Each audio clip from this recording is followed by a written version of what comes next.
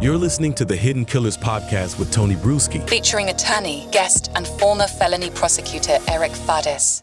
I mean, if you were advising, if these were your clients, would you be telling them to do something like this? Especially in this climate, I would not. We look at the James and Jennifer Crumbly cases. They were the parents of Ethan Crumbly. There's really a trend in the criminal justice system to find peripheral actors who were associated with an incident and try to hold them accountable too.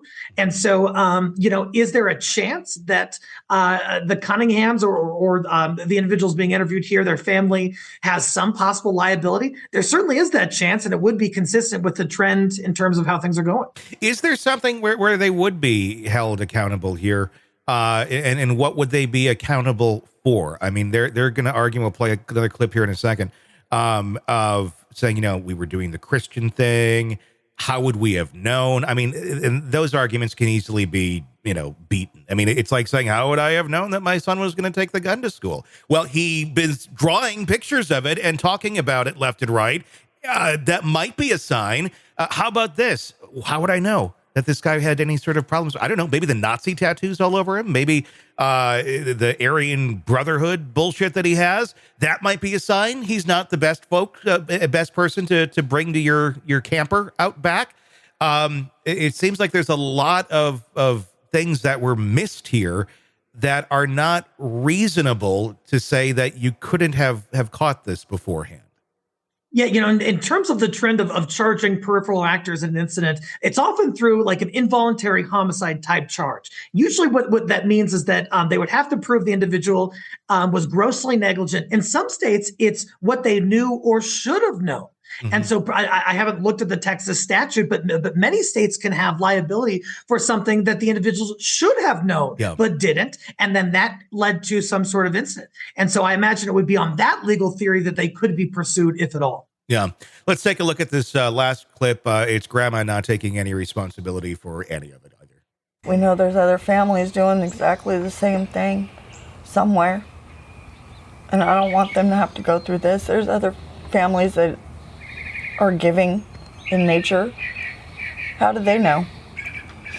I don't want to see this happen again. Not to anyone at all, ever.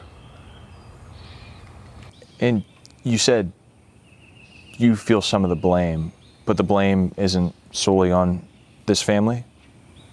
No. I don't feel like it is. I felt like I was doing the Christian thing. I felt like I checked a registry that failed me. It didn't just fail me, it failed previous victims. If we don't have the tools necessary, how are we supposed to make decisions? Good decisions. Good ones. I thought I did. Well, you thought wrong. You thought very, very, very, very wrong. And the tools are there to make decisions, or good decisions. There's also Google. You could have Googled the guy. You could have found out a lot just by doing that.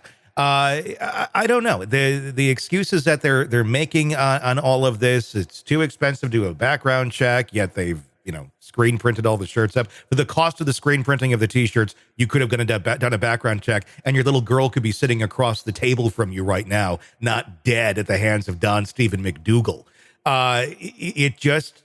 Is this a family that is just really trying to process and mourn, but can't, and is not capable of taking any responsibility or any sort of blame because that is just too harsh of a pill to swallow right now? Yeah, a heart-wrenching scenario that they're dealing with, no question. And when something like this happens, especially at the hands of another, it's probably hard for them to come forward and admit, hey, this was probably my role in it.